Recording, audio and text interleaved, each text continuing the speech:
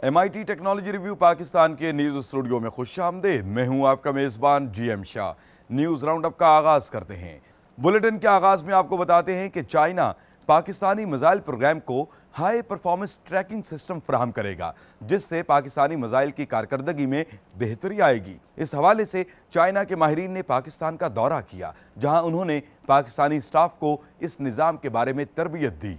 और अब आपको बताते हैं कि चाइनीज माहिरीन ने बंदरों का क्लोन यानी हम जिन्स बनाकर सारी दुनिया को हैरान कर दिया है।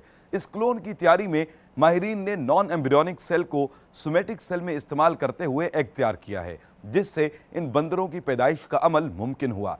माहिरीन का कहना है कि इन बंदरों के क्लोन की बदौलत इंसानों के इलाज में खासी मदद मिलेगी। और अब बुलेटिन के आखिर में आपको बताते हैं कि अब आप अंधेरे कमरे को रात के वक्त भी सूरज की रोशनी से जगमगा सकते हैं।